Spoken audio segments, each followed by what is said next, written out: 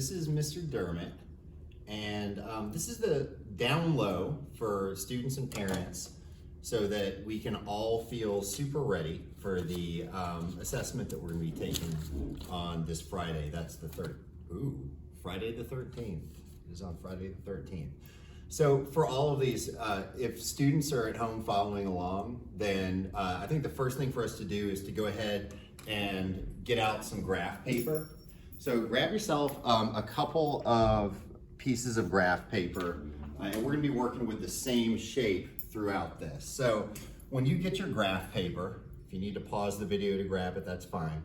When you get your graph paper, just go ahead and set up a coordinate plane on that graph paper. So I'm going to do that here. I'm going to take my straight edge, create myself a y-axis, and create myself an x-axis so that I'm ready to go. And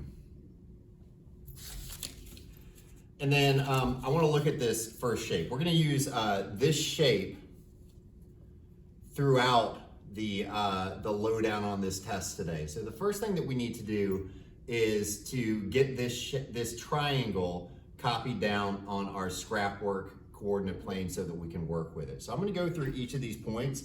I'm going to plot the point, and then the top right of mine, I'm also going to remind y'all how we express those as ordered pairs. So I'm going to look first, and I'm going to look at point A, and what I'm doing is I'm just kind of counting over. I'm going to look left and right first. So I'm starting at the origin and I count out 1, 2, 3, 4 points. So I'm going to do that on my own paper. I'm going to count out from the origin 1, 2, 3, 4. That's -4 on our x-axis. And then I'm going to check on my y-axis, and I'm going to actually count just up 1, 2, 3, 4 on my y-axis. And that's going to land me right here. And so on mine, I like to set it up. I only label the points that I need to label. So I know that I'll probably need this ordered pair later. So I'm just going to note where I am on the y-axis and the x-axis for it. And now I'm going to express that as an ordered pair. So A is -4, 4. And remember that our x value is our side-to-side value, and our y value is our up and down. I'm going to go ahead and copy the remaining points, and you can do this on your own if you want to pause it and do it.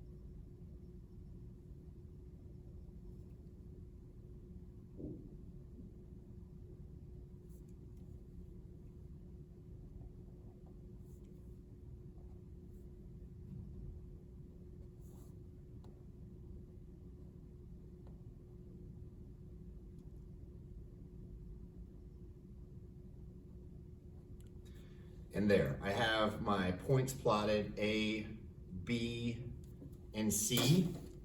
So you should have your own. I'm going to go ahead and use my straight edge to set that up as a triangle.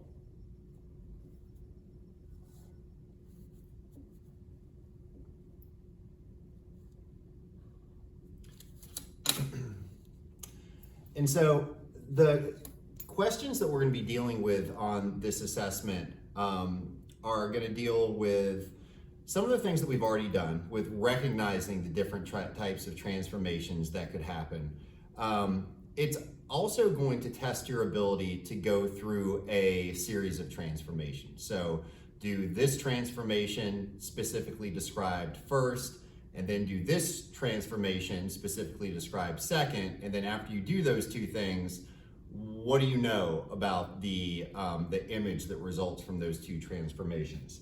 So I'm just going to pick out a couple. I know that our class has been really good at doing translations. All right, so let's start out as we're going to do our two transformations. I'm going to do a translation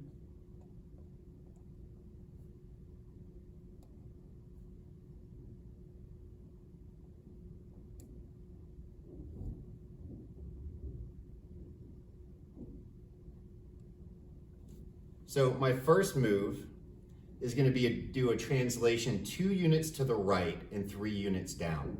So whenever we're doing these translations, I recommend you just pick one point and make that the first thing that you move, because we know that with rigid transformations where this shape is not going to bend or stretch, that the place where any given point ends up after the transformation is going to inform where every other point is.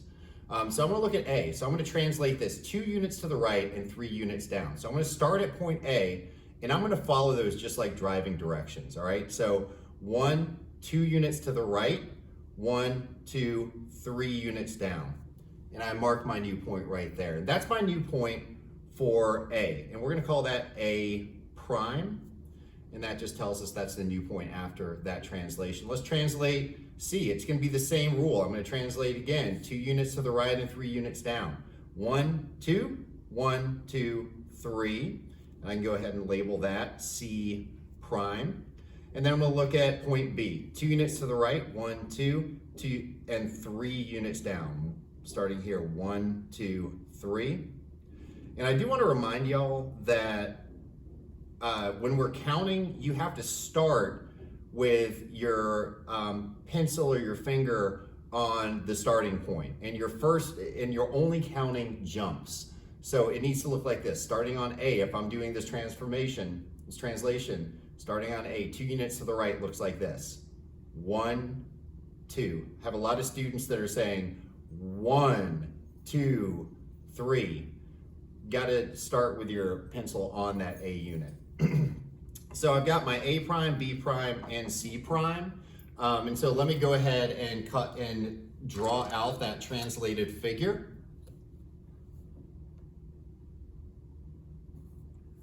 Trying to make interesting colors. By the way, if you're a parent who is watching this, or a kid, we would love some more graph paper because we are burning through it in my math class currently, but it's a good thing. It's a good problem to have. So that's what my triangle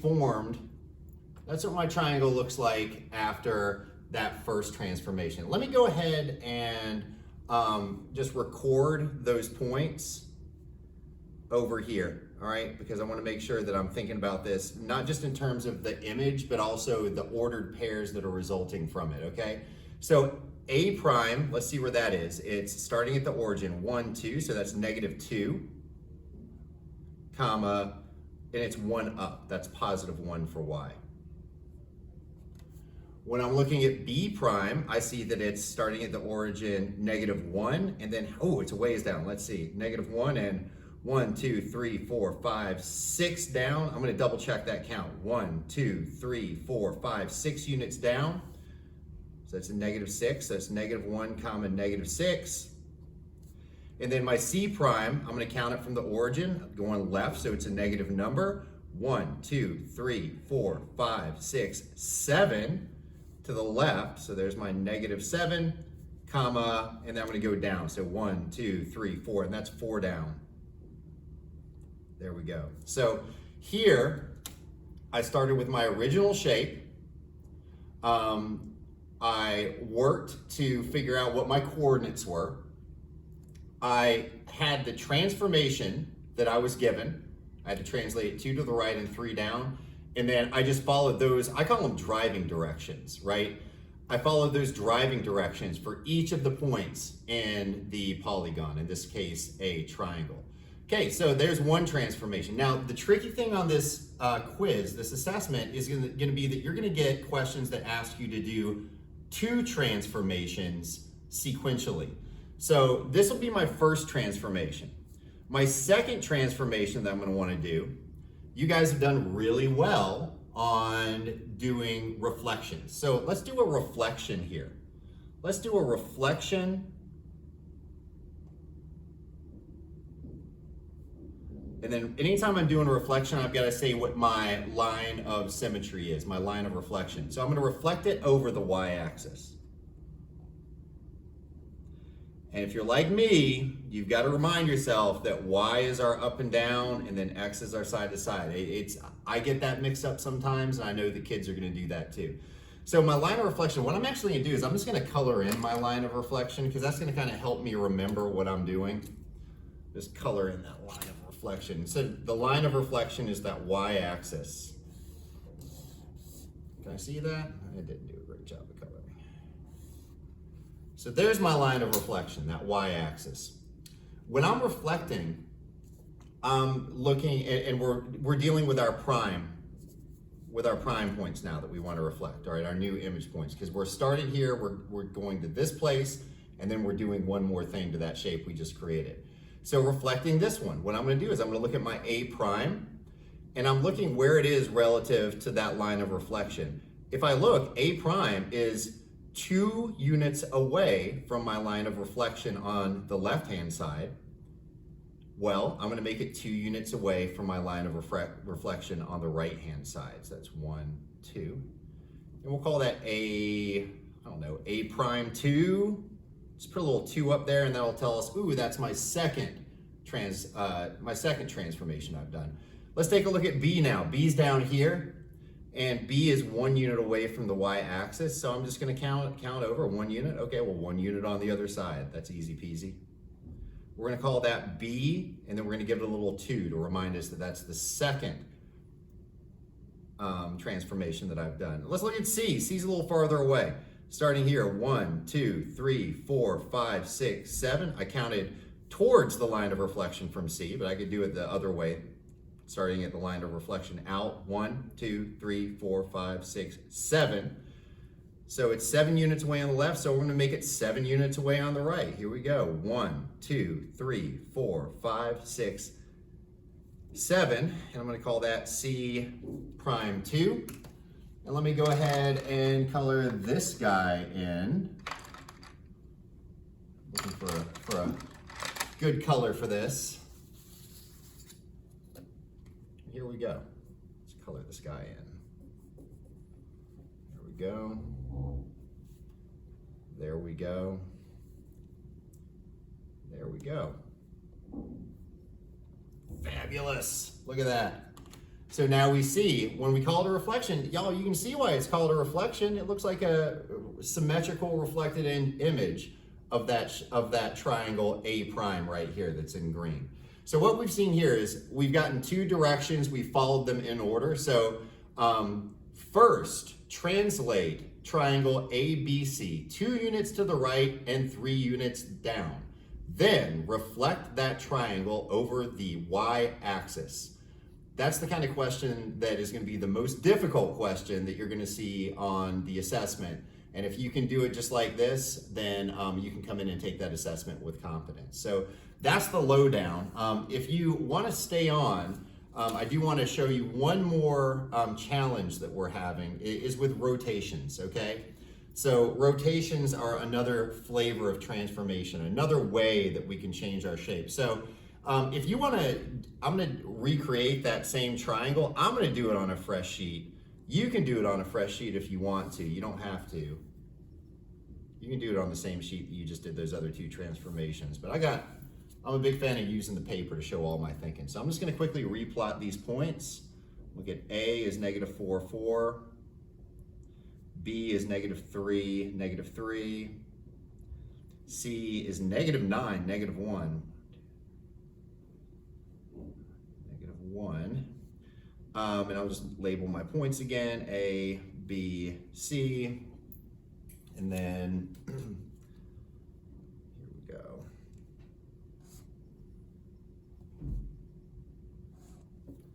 So again, you know, the thing to notice about the coordinate plane is that there's still a handful of students that are kind of just drawing things by sight and saying, oh, that looks about right.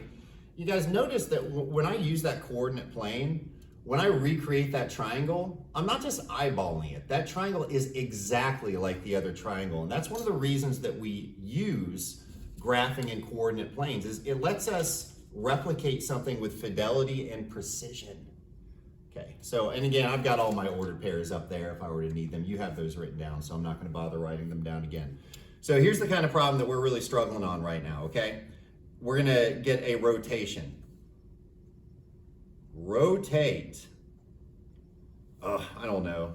Let's just say let's make it a tough number, 270. I feel like we haven't done a lot of 270 degrees. 270 degrees, counter clockwise. And show us what shape we get here. Oh, I left out something important. On any rotation, you're going to get a point of rotation, which is the place that things are rotating around. Think about like the solar system. The solar system kind of has the sun here, and then all the planets rotate around the sun. So it's the same thing. Choosing the solar system doesn't rotate around the Earth, right? You're going to get the wrong answer if you rotate it around the wrong point, and I need to specify that point of rotation. So rotate 270 degrees counterclockwise about the origin. All right, cool. So when I rotate this 270 degrees counterclockwise about the origin, one thing I want to remember is, let's remember our clocks and our directions of rotation. So if we have a clock, that clock, those hands go in this direction. I know a lot of us have iPhones because we're fancy these days, but that's an old school clock. So this is clockwise, and y'all know we took these notes in class. You should already have this in your notebook. And the other direction, if we go against what would be the way that a clock's hands go, we call that counter clockwise. And then again, if you guys, when we're getting stuff in degrees, I want you to remember that that little compass rose, or whatever we called it, mandala that we made, where we looked at this rotation, but then we also marked some key points, right? So we said this is the start. So what are our degrees? Well, if we rotate clockwise, this is 90, this is 180, this is 270, and then this is a full rotation. Starting point is 360 degrees. If you're going counterclockwise, then it's just reverse. So 90 degrees counterclockwise, I start here and I go a quarter of the way around. Here's 90, here's 180 is the same, 180 is the bottom, and then here is 270, okay? So going back to our question, it's saying rotate 270 degrees counterclockwise. So let's think about that. So we're starting here. That means we're rotating in this direction. But how much?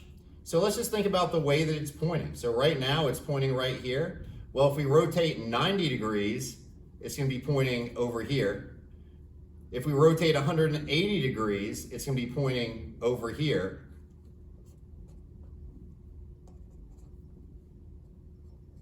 And then if we rotate 270 degrees, it's going to be pointing somewhere over here. Hopefully I haven't crowded my workspace too much.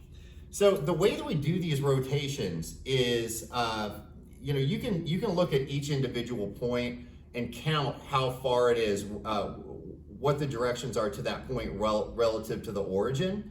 But I encourage y'all to really literally take the paper and move the paper and look where it ends up. So I would take this paper if I was solving this problem, and I would literally grab it physically, lift it up, and then I would rotate it. So watch me. I'm rotating it. There's 90. Ooh, it's having some friction issues. So starting here, this is starting point. Looking at my little mandala thing right here. So here's 90 degrees that I've rotated it, right? Counterclockwise. Let's do 180, move it another quarter. There's 180 degrees. And then 270 is one more quarter. So there's that shape rotated 270 degrees counterclockwise. So this only works when it's about the origin, okay? But most of your questions are gonna be rotations where the origin is the point of rotation, okay? So, and all of them on your quiz will be that way. So as I look at this, first of all, realize that now this is no longer, this was the y-axis in my original shape, right? This was my up and down when everything is written the right way. After I've rotated it 270 degrees, now my y-axis, my up and down, is this one right here.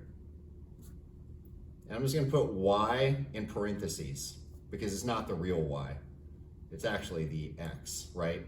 But it's the y when I've rotated it 270 degrees.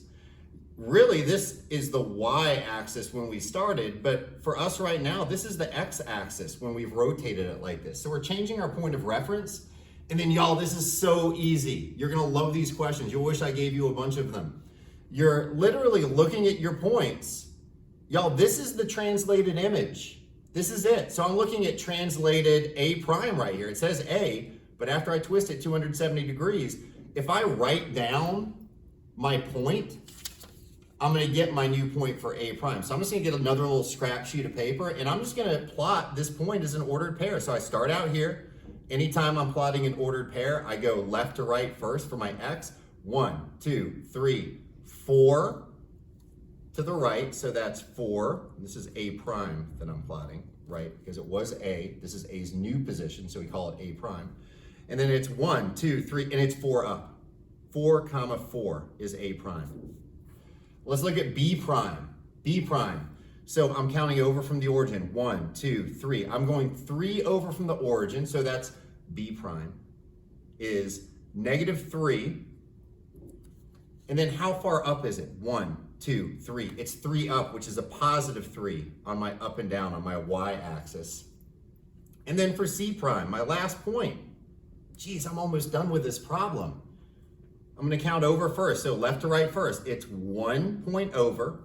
And 1, 2, 3, 4, 5, 6, 7, 8, 9 points up. So it's -1 over to the left, and then it's 9 in the upward direction. So that's 1, 9. So now check out what I do. So I have not plotted any points on my actual graph. I've just reoriented my graph to see where those points fall when I rotate it in that way. Now I'm going to take the points that I wrote down and I'm just going to plot them. So earlier, remember I was writing how this was the y-axis. This is no longer the y-axis. I'm now right side up, right? So this is back to being the plain old x-axis, just like it should be. This is back to being the plain old y-axis, just like it should be. And now I'm going to rotate this guy. Let's see if I did it right. A lot of this is kind of trying and testing. So I'm looking at 4, 4 is my new point for A prime. 1, 2, 3, 4. So I started at the origin. 1, 2, 3, 4, and 4 up. 1, 2, 3, 4. I'm going to label my point A prime. My next point is -3, 3. Let's see. Starting at the origin. 1, 2, 3 negative, and then 3 positive. 1, 2, 3. This is my point B prime. And then lastly, I'm looking at C prime. It's -1, 9. So I'm going down 1 to the left 1. And then +9. 1, 2, 3, 4, 5, 6, 7, 8. Oh, 9. Didn't plan that one out well. So there's C1 way up there in my writing. And let's see what this shape looks like whenever I go ahead and flesh it out here.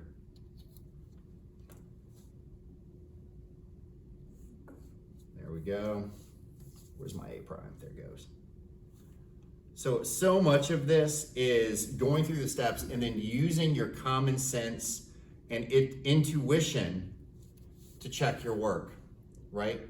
So here's what it looks like now. So this is what I'm saying is my rotation. Let's double check. So it was 270 degrees counterclockwise. So that's what I started with.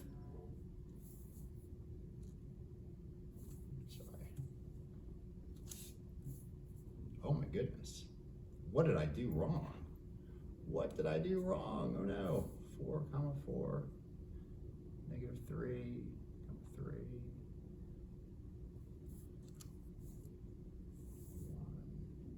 2, 3. There. All right, so you caught me thinking I had lost my doggone mind there for a second. What I did is when I checked that, I actually turned it 180 degrees like that. I looked at it and I kind of eyeballed it and said, okay, let me see, is this what I drew? That was nothing like what I drew. But fortunately for me, I was rotating it the wrong number of degrees, guys. I feel like such a fool, but this is a good learning point, right? So again, I started here and I'm going not just halfway around, but 3/4 of the way around. So that's gonna leave me right here. And so let me check, is this the same shape as my starting? Oh yeah, there we go. That is so satisfying when it works out right. So that is that rotation, right? And if you take that method of holding the middle and then rotating the page and recording your ordered pairs, man, that's just the best way for me to do it. There's some other things that you can do with this that we'll talk about in class, but if I was trying to get the lowdown and be ready for this assessment where I knew I was going to have rotations around the origin, that's how I would roll with it. So those are the big things to be ready for the test. I've really enjoyed my time with the kids so far this year, and hopefully I will be able to get my document cam wired up so that I'm no longer having to record from my smartphone while I point it at the TV screen. So I hope to see all of our families here for the curriculum night, and I wish all of our kids best luck when we take the assessment tomorrow. I'm excited to see how y'all kids do. Thank you.